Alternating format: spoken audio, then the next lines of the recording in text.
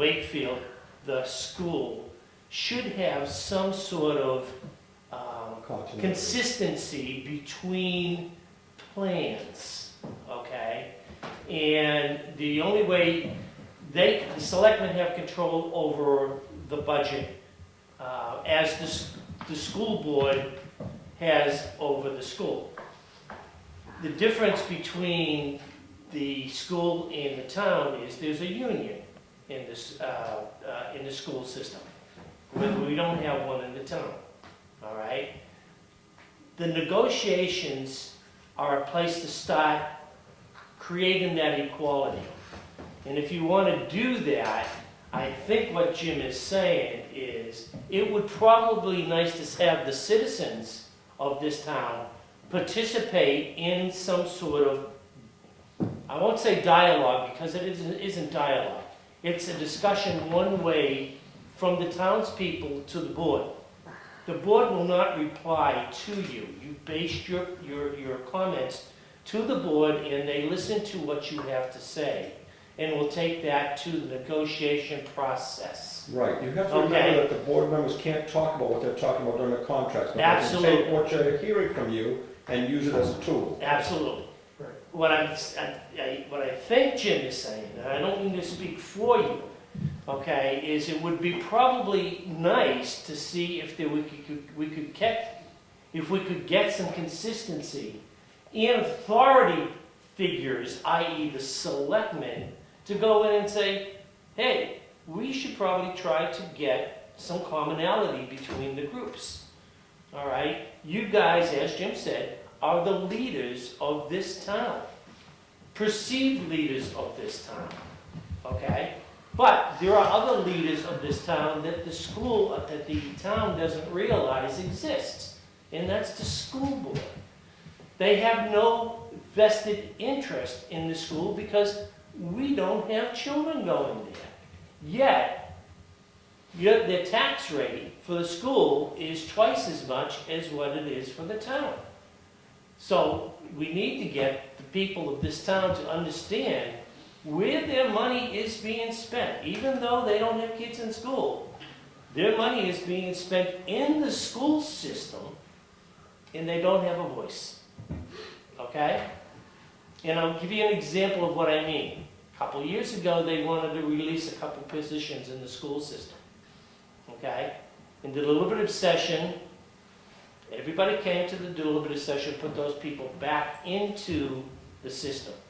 Why? Because the people in the school talked to their friends and said, come on now, we can get those people back in because we know the townspeople aren't going to show up. And that's exactly what happened.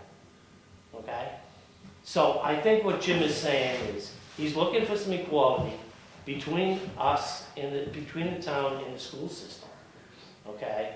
And the place to start is getting people to attend those meetings. Something that I've been professing for years.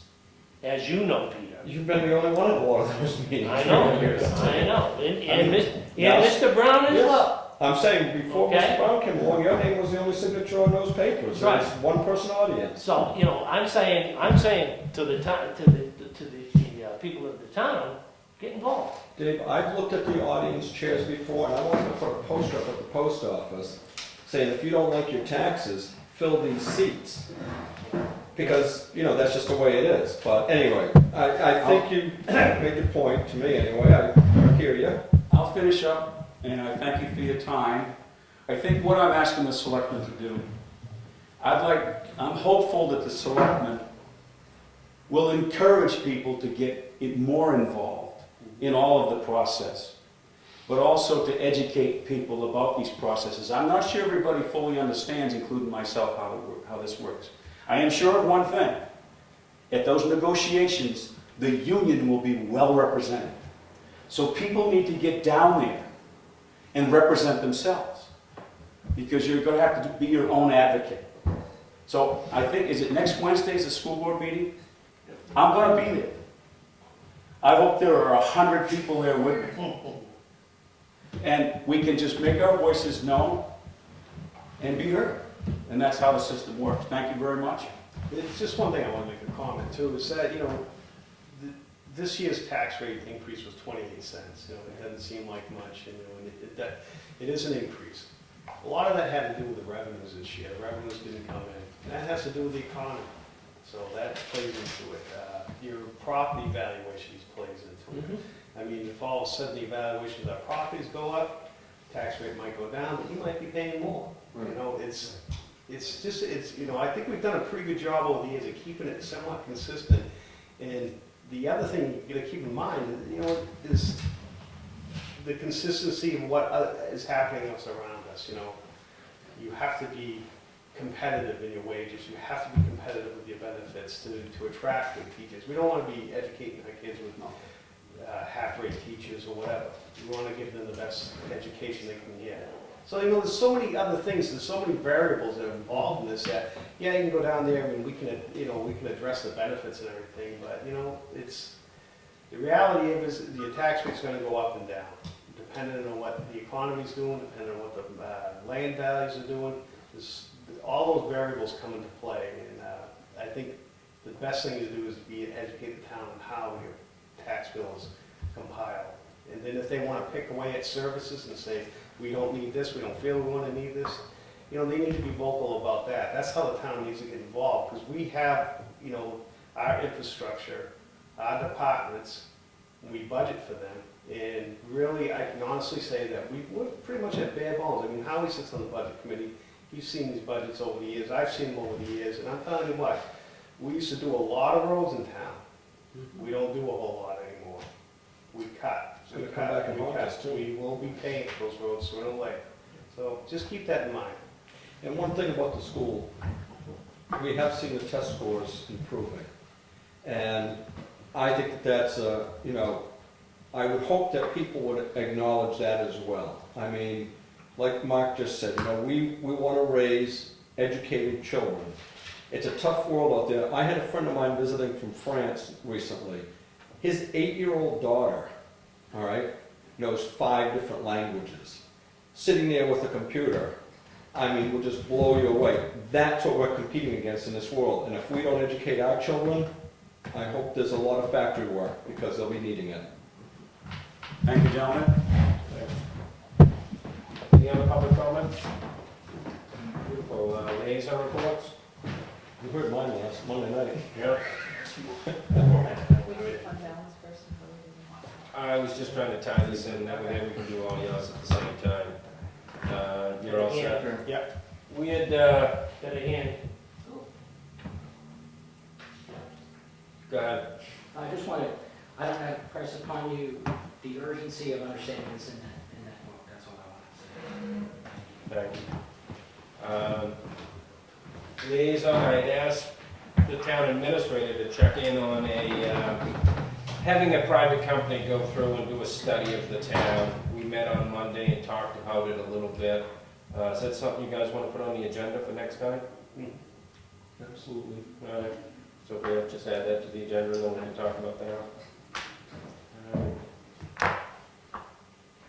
It's a pretty comprehensive study to look at each department to see where any redundancy is, any things that we can make changes for efficiency, and we can piece it out in phases or do it all at once. I like what you mentioned the other night. It's a non-biased, It's a professional- non-political group doing it, so Yeah. nobody has to be looked on as saying, you know. Well, I was reading the one they did for Guilford. I hadn't got into the Old Town one, Old Town Maine one very much yet, but it could have a lot of common sense things of combining the tax collector and the town clerk into one position. That would pay for the study in 1 year. But it's a 5-10 year document that we could use, and we'll put it on the agenda for next week and next meeting and go from there. And most businesses, good businesses, successful businesses, have a plan that they model their business after. And I think Yeah. that's what you Yeah. kind of need. And it's easy in municipal government to do the same thing we did last year. Who do we buy it from? Oh, we always buy it from so-and-so, we always do it. And it's just the same thing we do every year. Liz Olympia was telling us at a school board meeting last week, she bought a box of pencils and says, because that's the way it's always been done. Or I forget exactly what it said, but she said she used to hand those things out all the time. It's like the snack of paper we got tonight. You know? Well, somebody again, else- I think for the public's benefit, the whole purpose of us looking into this is, again, seeing where there's areas in the towns that maybe we could improve on. Because, you know, we're constantly looking at that budget, and it's pretty tight. It's pretty Yeah. tight. You know, our revenues didn't come in the way we projected them, which wasn't surprising to me where the Yeah, me economy was, but, you know, we do run some pretty tight revenues too. But sometimes it's not cutting money, it's doing things a different way that might make the That might difference. save. Exactly. You know, and it's like Combining. changing habits and changing. And the big focus in the southern part of the East Coast and the Midwest is county government. You know, so everybody doesn't have a line of credit, everybody doesn't have that. And you just use the resources throughout, share. And maybe it's just the administration aspect of things you share. All right. Your side. Okay. I had sent you all a copy of the Fund fund balance. balance policy. Mhm. This is because of SB 54, GASB 54, what did I just say? GASB 54. It's basically a different way for us, for the auditing firm, when they come in, to know where they're going to put our, say, capital reserves, where they're going to put any grant money, how they're gonna put it on the audit at the end of the year. The one that used to be called surplus or unreserved fund balance is now called the unassigned fund balance. That's the one that we mainly use a lot. A lot of this wording came from the auditors. They've researched this GASB, and this is what they're recommending for the board to approve. The item number E, which is the minimum level of unassigned fund balance, could either have a percentage or it could have an amount. I had an amount in there. I sent this to Howie to look at, Yeah. and I like the percentage of it. yeah, It's him easier. and Denny looked at it and Yeah. thought that it would be better to have this percentage in there. It gives you guys more flexibility, and I'll give you a good example, that if, let's say that the $179,000 we get this year from the court for that one court case, and we got it in 2011, if we put a $100,000 limit on you using that, you wouldn't be able to use that full 179 next year to reduce the tax rate. Taxes. Yeah. So, but having said that, the state recommends you save between 8 and 17% of not just the town budget, the town, the county, and the education. Which means, and I'm not clear in my own mind when they say education, whether they mean just our school, local school, 5.6 million, or you gotta add the 2.2 for the state. So it's either $692,000 at 8% or 800 and something thousand. But I said, if you use the 8% as our base, because that's the minimum they say they want you to hold in reserve in case something happens. And I think that's prudent, obviously, I think that's prudent. We're well above that right now, so that's good. But putting a percent as opposed to the dollar amount gives you more flexibility, just in case we get some windfalls in from lawsuits or whatever it may be. The county, I'm assuming that's just our responsibility, Yeah, what, the $1 million. what I did is I took the 866,000, I took the tax rate sheet that DRA gave us, Yeah. Right, and that's where I got my numbers from. right, yeah. And that's what I developed what the 8% would generate.